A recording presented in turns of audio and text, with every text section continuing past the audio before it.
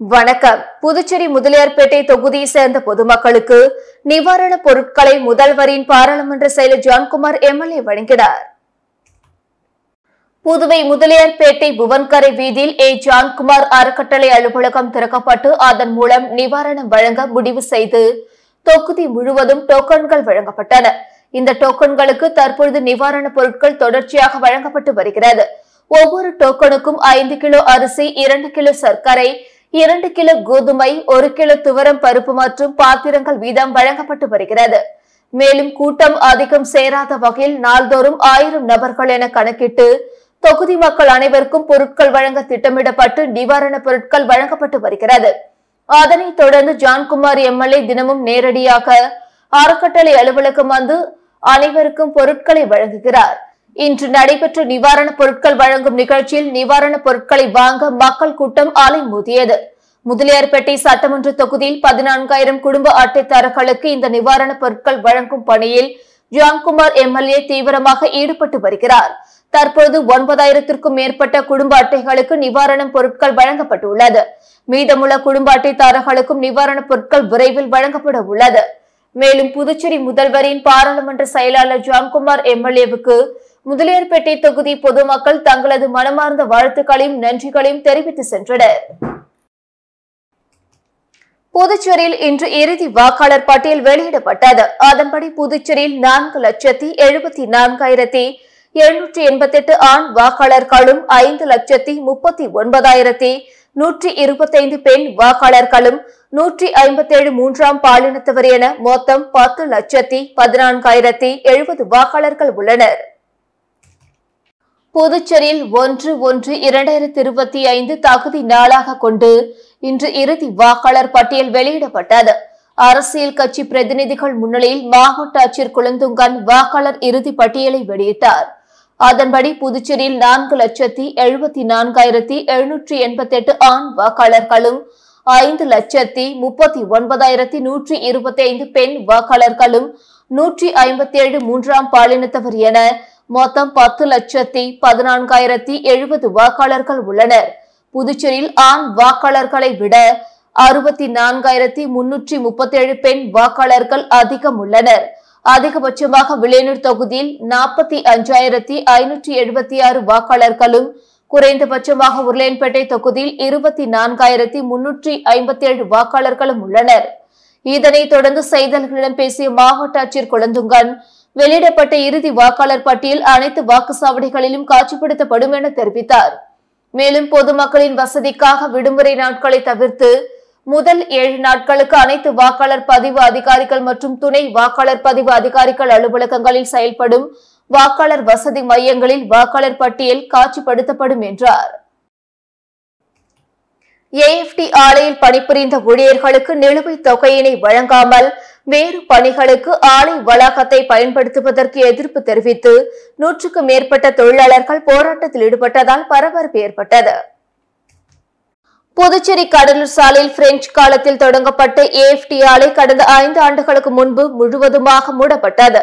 AFT ஆலையில் தொழிலாளர்களுக்கு சேர வேண்டிய இழப்பீடு மற்றும் போனஸ், சம்பளம் உள்ளிட்ட நிலுவைத் தொகைகள் இதுநாள் வரை தரவில்லை. இதனிடையே ஆலை வளாகம், சினிமா, சீரியல் ஷூட்டிங்களுக்கு வாடகை அளிக்கப்படுகிறது. இதற்கு ஆலையில் பணியாற்றிய ஊழியர்கள் ஏற்கனவே எதிர்ப்பு தெரிவித்து வருகின்றனர். மேலும் நிலுவைத் தொகை அனைத்தையும் வழங்கிய பிறகு வெளியாட்களை மில் வளாகத்திற்குள் அனுமதிக்க வேண்டும் என தொழிலாளர்கள் வலியுறுத்தி வருகின்றனர். இந்த நிலையில் புதுச்சேரி கடலூர் சாலையில் மேம்பாலம் அமைக்கும் பணிக்காக தூண்கள் மற்றும் கட்டுமான பொருட்கள் செய்யும் பணிகள் ஆலை வளாகத்தில் நடக்கிறது. இதனை கண்டித்து AFT ஒருங்கிணைந்த ஊழியர் கூட்டமைப்பின் தலைவர் முத்தமிழன் தலைமையில் கண்டன ஆர்ப்பாட்டம் நடைபெற்றது. இதில் 50க்கும் மேற்பட்ட தொழிலாளர்கள் கலந்து கொண்டு புதுச்சேரி அரசை கண்டித்து கண்டன கோஷங்கள் எழுப்பினர். ஊழியர்களின் திடீர் போராட்டத்தால் உள்ளே நடந்த பணிகள் பாதியிலே நிறுத்தப்பட்டன. டிஎன்பாளையம் கிராமத்தில் கால்நடைகளுக்கான இலவச மருத்துவ முகாம் பிராணிகள் நல பாதுகாப்பு இயக்கம் அறக்கட்டளை சார்பில் நடைபெற்றது. மணவெளி தொகுதி அபிஷேகப்பாக்கம் அடுத்த டிஎன்பாளையம் கிராமத்தில் கால்நடைகளுக்கான சிகிச்சை முகாம் பிராணிகள் நலன் மற்றும் பாதுகாப்பு இயக்கம் மற்றும் ரிலையன்ஸ் பவுண்டேஷன் சார்பில் நடைபெற்றது. இதில் சிறப்பு விருந்தினராக சட்டப்பேரவை தலைவர் ஏம்பலம் செல்வம் கலந்து கொண்டு கால்நடைகளுக்கான இம்மருத்துவ முகாமினை துவக்கி வைத்தார்.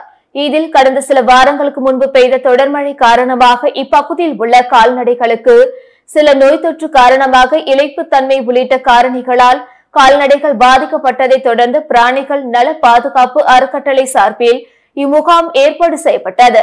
இதில் கால்நடைத்துறை இணை இயக்குநர் டாக்டர் குமாரவேல், மருத்துவர் செல்வமுத்து ஆகியோர் கால்நடைகளுக்கு மலட்டுத்தன்மை நீக்கம், குடற்புழு நீக்கம், சினை ஊசி போடுதல் உள்ளிட்ட பல சிகிச்சைகளை கால்நடைகளுக்கு செய்தனர். தொடர்ந்து இம்முகாமில் பங்கேற்ற 150க்கும் மேற்பட்ட கால்நடைகளுக்கு சத்துமாவு, குடற்புழு நீக்க மருந்து உள்ளிட்டவைகளை கால்நடை பராமரிப்பவர்களுக்கு இலவசமாக வழங்கினர். மேலும் இந்நிகழ்ச்சிக்கான ஏற்பாடுகளை புதுச்சேரி ரிலையன்ஸ் பவுண்டேஷன் மேலாளர் ஜெயகிருஷ்ணன் செய்திருந்தார். பட்ஜெட்டில் அறிவித்தபடி நெல்லுக்கான கொள்முதல் மானியம் கிலோவிற்கு 2 ரூபாயை கொள்முதல் செய்யும் போதே விவசாயிகளுக்கு வழங்கிட வேண்டுமென விவசாயிகள் கோரிக்கை விடுத்துள்ளனர். இந்திய உணவுக் கழகம் புதுச்சேரி மண்டல கொள்முதல் நிலையங்கள் மூலமாக நெல் கொள்முதல் செய்வது தொடர்பான விவரங்களை நோட்டீஸாக அடித்து வெளியிட்டுள்ளனர். இது வரவேற்கத்தக்கது. ஆனால் கடந்த பல ஆண்டுகளாக ஒரு நெல் மூட்டை கூட கன்னிக்கோவில் மார்க்கெட்டிங் கமிட்டி மூலம் கொள்முதல் செய்யப்படவில்லை. இந்த வருட நிதிநிலை அறிக்கையில் முதல்வர் இந்திய உணவுக் கழகம் கொள்முதல் செய்யும் நெல் கிலோ ஒன்றுக்கு 2 ரூபாய் உழவர்களுக்கு மானியமாக வழங்கப்படும் என அறிவித்திருந்தார். அத்திட்டம் இந்த ஆண்டு செயல்படுத்தப்படுமா என வேளாண் துறை இயக்குநர் தெளிவுபடுத்த வேண்டும். கன்னிக்கோவிலில் உள்ள ஒழுங்குமுறை விற்பனை கூடத்தை செயல்பாட்டிற்கு கொண்டு வர வேண்டும் என விவசாயிகள் கோரிக்கை விடுத்துள்ளனர். ஏனாமில் 23வது காய்கனி மலர் கண்காட்சி இன்று துவங்க உள்ள நிலையில் வேளாண் அமைச்சர் ஜெயக்குமார் ஏற்பாடுகளை பார்வையிட்டு ஆய்வு செய்தார். வேளாண்மை துறை சார்பில் ஏனாமில் 23வது காய்கனி மலர் கண்காட்சி இன்று 6ஆம் தேதி மாலை துவங்குகிறது. கண்காட்சி ஏற்பாடுகளை வேளாண் துறை அமைச்சர் தேனி ஜெயக்குமார், புதுச்சேரி அரசு டெல்லி சிறப்பு பிரதிநிதி மல்லாடி கிருஷ்ணராவ் மற்றும் வேளாண் துறை அதிகாரிகளுடன் சென்று பார்வையிட்டனர். கண்காட்சி துவக்க நிகழ்ச்சியை தொடர்ந்து விவசாயிகளுக்கு நலத்திட்ட உதவிகள், நாளை 7ஆம் தேதி கால்நடைத்துறை சார்பில் மானிய விலையில் கறவை மாடுகள், சமூக நலத்துறை மற்றும் குழந்தைகள் மேம்பாட்டுத்துறை சார்பில் நலத்திட்ட உதவிகள் பயனாளிகளுக்கு வழங்கப்படுகிறது. வரும் 8ஆம் தேதி வரை 3 நாட்கள் நடக்கும் கண்காட்சியில் சிறந்த படைப்புகளுக்கு பரிசுகள் வழங்கப்பட உள்ளது. பழுது பார்க்க கொடுக்கப்பட்ட செல்போனில் இருந்து கல்லூரி மாணவியின் புகைப்படங்களை திருடிய கடை ஊழியரிடம் புதுச்சேரி சைபர் கிரைம் போலீசார் விசாரணை நடத்தி வருகின்றனர்.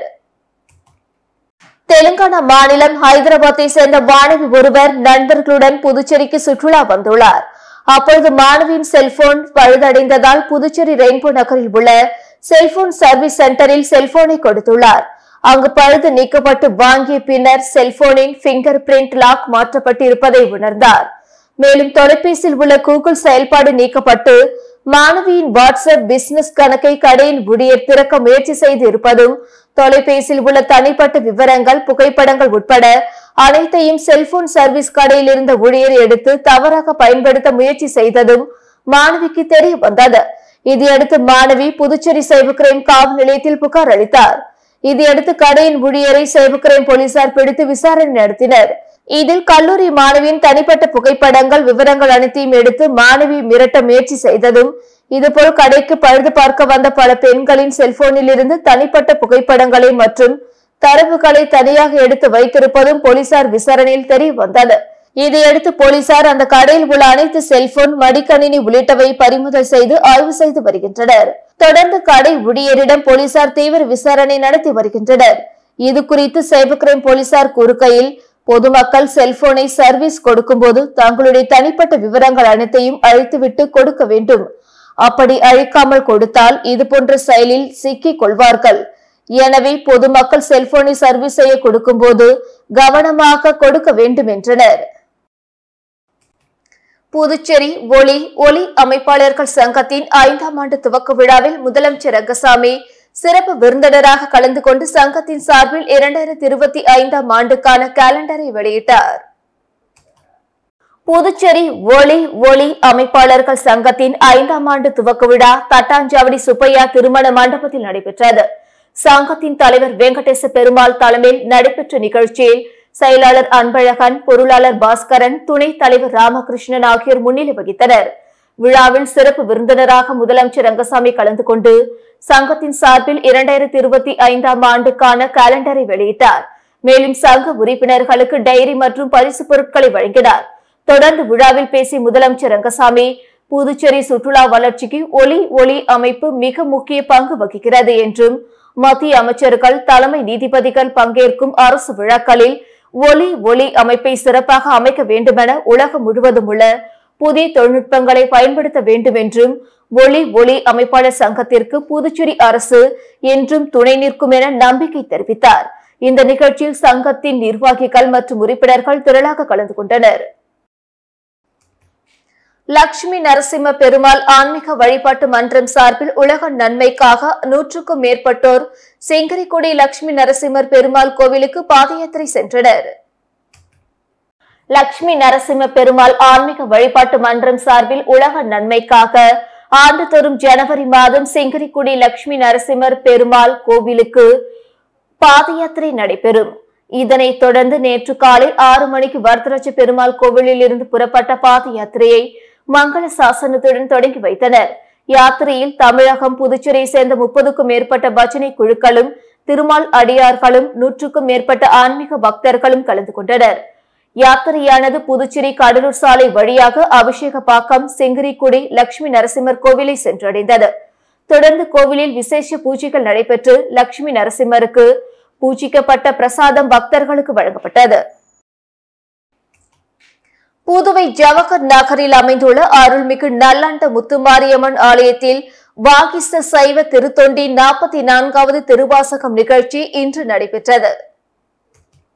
புதுவை ஜவஹர் நகரில் அமைந்துள்ள நல்லாண்ட முத்துமாரியம்மன் ஆலயத்தில் உள்ள அருள்மிகு ஸ்ரீ அமிர்த கடேஸ்வரர் சன்னதியில் திருவாசக முற்றோதல் நிகழ்ச்சி தலைமை அடியார் அமிர்தவழி என்ற அம்மு அவர்கள் தலைமையில் இன்று காலை 9 மணிக்கு தொடங்கி மாலை வரை நடைபெற்றது. இம்முற்றோதல் நிகழ்ச்சியில் திரளான சிவனடியார்கள் கலந்து கொண்டு திருவாசகம் பாடினர். இதனைத் தொடர்ந்து புதுச்சேரி ஒருங்கிணைந்த சிவனடியார்கள் பக்தர்கள் கூட்டத்தினர் கலந்து கொண்டு திருவாசகம் பாடினர். மேலும் வரும் ஜனவரி 26ஆம் தேதி ஞாயிற்றுக்கிழமை அன்று அருள்மிகு வேதபுரீஸ்வரர் சிவாலயத்தில் இருந்து வில்லியனூரில் அமைந்துள்ள அருள்மிகு திருக்காமேஸ்வரர் ஆலயம் வரை நடை பயணமாக சிவனடியார்கள் செல்கின்றனர் என்றும், கடந்த 3 ஆண்டுகளாக 3000க்கும் மேற்பட்ட அடியார் கூட்டத்தினர் கலந்து கொண்டனர். அதேபோல் இந்த வருடம் 4000க்கும் மேற்பட்ட சிவனடியார் கூட்டத்தினர் கலந்து கொண்டு பாத யாத்திரை செல்கின்றனர் என்று தெரிவித்தார். வில்லியனூர் கிருஷ்ணா நகரில் ரூபாய் 30 லட்சம் செலவில் சிமெண்ட் சாலை அமைக்கும் பணி எதிர்க்கட்சித் தலைவர் சிவா துவக்கி வைத்தார். வில்லியனூர் சட்டமன்ற தொகுதிக்குட்பட்ட வில்லியனூர் கிருஷ்ணா நகரில் வில்லியனூர் கொம்யூன் பஞ்சாயத்து மூலம் 30,18,676 ரூபாய் மதிப்பீட்டில் சிமெண்ட் கான்கிரீட் சாலை சீரமைக்கும் பணிக்கான பூமி பூஜை நிகழ்ச்சி தொகுதியின் சட்டமன்ற உறுப்பினரும் சட்டமன்ற எதிர்க்கட்சித் தலைவருமான சிவா கலந்து கொண்டு சிமெண்ட் கான்கிரீட் சாலை அமைக்கும் பணியினை பூஜை செய்து துவக்கி வைத்தார். இந்த நிகழ்ச்சியில் வில்லியனூர் கொம்யூன் பஞ்சாயத்து ஆணையர் ரமேஷ், செயற்பொறியாளர் திருநாவுக்கரசு, இளநிலை பொறியாளர் சத்யநாராயணா மற்றும் தொகுதி திமுக நிர்வாகிகள் உட்பட பலர் கலந்து கொண்டனர். புதுச்சேரி பல்கலைக்கழகம் எதிரே கடையின் முன்பு நிறுத்தப்பட்டிருந்த மோட்டார் சைக்கிளை திருடி சென்ற தமிழக வாலிபரை சிசிடிவி காட்சிகளை கொண்டு போலீசார் கைது செய்தனர். புதுச்சேரி காலப்பட்டு மத்திய பல்கலைக்கழகம் எதிரே உள்ள சலூனில் தெலுங்கானா மாநிலத்தை சேர்ந்த ரஞ்சித்குமார் என்பவர் தங்கி வேலை செய்து வருகிறார். புத்தாண்டு அன்று நள்ளிரவு கடையின் முன் நிறுத்தப்பட்டிருந்த தனது மோட்டார் சைக்கிள் திருடு போனதாக காலப்பட்டு காவல் நிலையத்தில் புகார் அளித்தார். புகாரின் பேரில் காலப்பட்டு போலீசார் வழக்கு பதிவு செய்து கடையின் முன்பிருந்த சிசிடிவி காட்சிகளை ஆய்வு செய்து விசாரணை நடத்தி வந்தனர். இந்த நிலையில் நேற்று முன்தினம் இரவு பெரிய காலப்பட்டு பகுதியில் போலீசார் வாகன சோதனையில் ஈடுபட்டிருந்த போது மோட்டார் சைக்கிளில் வேகமாக வந்த நபரை மடக்கி பிடித்து விசாரணை மேற்கொண்டனர். விசாரணையில் சேலம் மாவட்டம் ஜரி கொண்டலம்பட்டி பகுதியை சேர்ந்த கோகுல் என்பதும் அவர் ஓட்டி வந்தது ரஞ்சித்குமாரின் மோட்டார் சைக்கிள் என்பதும் தெரிய வந்தது. இதனையடுத்து அவரை கைது செய்த போலீசார் நீதிமன்றத்தில் ஆஜர்படுத்தி காலப்பட்டு மத்திய சிறையில் அடைத்தனர். புதுச்சேரி சாலை போக்குவரத்து கழகத்தில் ஓய்வு பெற்ற அதிகாரிக்கு மீண்டும் பணி வழங்கியதை கண்டித்தும் முறைகேட்டில் ஈடுபடும் அதிகாரிகள் மீது உரிய விசாரணை நடத்த வலியுறுத்தியும் சாலை போக்குவரத்து கழக ஊழியர்கள் ஆர்ப்பாட்டத்தில் ஈடுபட்டனர். புதுச்சேரி சாலை போக்குவரத்து கழகத்தில் ஒப்பந்த ஊழியர்களை பணி நிரந்தரம் செய்ய வேண்டும் உள்ளிட்ட பல்வேறு கோரிக்கைகளை வலியுறுத்தி ஊழியர்கள் பல ஆண்டுகளாக போராட்டத்தில் ஈடுபட்டு வருகின்றனர். இந்த நிலையில் செக்கிங் இன்ஸ்பெக்டராக பணிபுரிந்து ஓய்வு பெற்ற ரங்கசாமி என்பவருக்கு ஒப்பந்த அடிப்படையில் மீண்டும் பணி வழங்கப்பட்டுள்ளது. இது ஊழியர்களிடையே கடும் கொந்தளிப்பை ஏற்படுத்தியுள்ளது. இதனை கண்டித்து புதுச்சேரி சாலை போக்குவரத்து கழக ஊழியர் சங்கத்தினர் PRTC தலைமை அலுவலகம் முன்பு கண்டன ஆர்ப்பாட்டத்தில் ஈடுபட்டனர். சங்க தலைவர் வேலையின் தலைமையில் நடைபெற்ற ஆர்ப்பாட்டத்தில் 50க்கும் மேற்பட்ட ஊழியர்கள் கலந்து கொண்டு ஓய்வு பெற்ற அதிகாரிக்கு மீண்டும் பணி வழங்கியதை ரத்து செய்ய வேண்டும், ஒப்பந்த ஊழியர்களை பணி நிரந்தரம் செய்ய வேண்டும், தொடர்ந்து ஊழல் முறைகேட்டில் ஈடுபடும் அதிகாரிகள் மீது உரிய விசாரணை நடத்த வேண்டும் உட்பட பல்வேறு கோரிக்கைகளை வலியுறுத்தியும் புதுச்சேரி அரசை கண்டித்தும் கண்டன கோஷங்கள் எழுப்பினர். புதுவையில் தொழிலதிபர் உட்பட 3 பேரிடம் 36.81 லட்சம் மோசடி செய்யப்பட்டுள்ளது குறித்து சைபர் கிரைம் போலீசார் விசாரணை நடத்தி வருகின்றனர். புதுச்சேரி மாரியம்மன் கோவில் வீதியை சேர்ந்தவர் குமரவேல். தொழிலதிபரான இவரை மர்ம நபர் ஒருவர் வாட்ஸ்அப் மூலம் தொடர்பு கொண்டு பங்கு சந்தையில் முதலீடு செய்து அதிக லாபம் சம்பாதிக்கலாம் என கூறியுள்ளார். பின்னர் பங்கு சந்தையில் முதலீடு செய்வதற்கு லிங்கையும் அனுப்பியுள்ளார்.